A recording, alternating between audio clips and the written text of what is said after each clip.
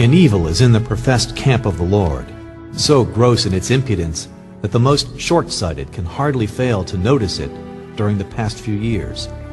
It has developed at an abnormal rate, even for evil.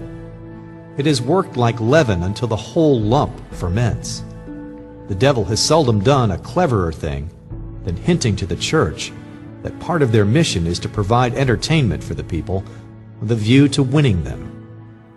From speaking out as the Puritans did, the church has gradually toned down her testimony, then winked at and excused the frivolities of the day.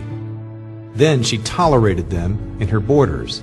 Now she has adopted them under the plea of reaching the masses. My first contention is that providing amusement for the people is nowhere spoken of in the Scriptures as a function of the church. If it is a Christian work, why did not Christ speak of it? Go ye into the world and preach the gospel to every creature. That is clear enough. So it would have been if he had added, and provide amusement for those who did not relish the gospel. No such words, however, are to be found. It did not seem to occur to him. Then again, he gave some apostles and some prophets and some evangelists and some pastors and teachers for the work of the ministry. Where do entertainers come in?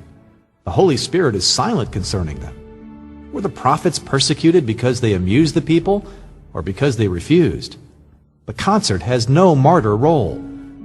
Again, providing amusement is in direct antagonism to the teaching and life of Christ and all his apostles. What was the attitude of the church to the world? Ye are the salt, not the sugar candy.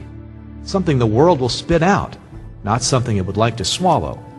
Short and sharp was the utterance, let the dead bury their dead. He was in awful earnestness.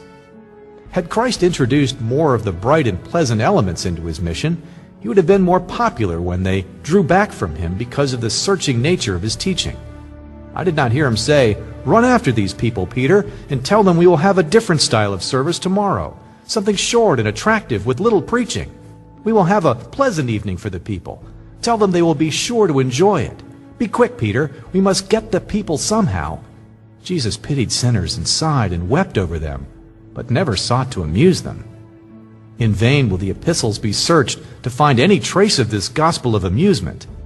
Their message is, come out, keep out, clean out. Anything approaching fooling is conspicuous by its absence. They had boundless confidence in the gospel and employed no other weapon. After Peter and John were locked up for preaching, the church had a prayer meeting.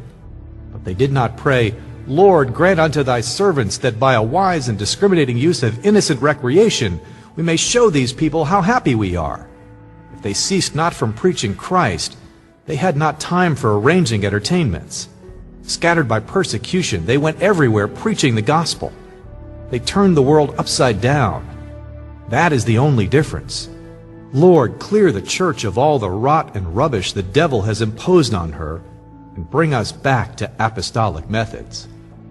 Lastly, the mission of amusement fails to effect the end desired. It works havoc among young converts. Let the careless and scoffers who thank God because the church met them halfway speak and testify. Let the heavy laden who found peace through the concert not keep silent. Let the drunkard to whom the dramatic entertainment has been God's link in the chain of the conversion stand up. There are none to answer. The mission of amusement produces no converts. The need of the hour for today's ministry is believing scholarship joined with earnest spirituality, the one springing from the other as fruit from the root. The need is biblical doctrine, so understood and felt that it sets men on fire.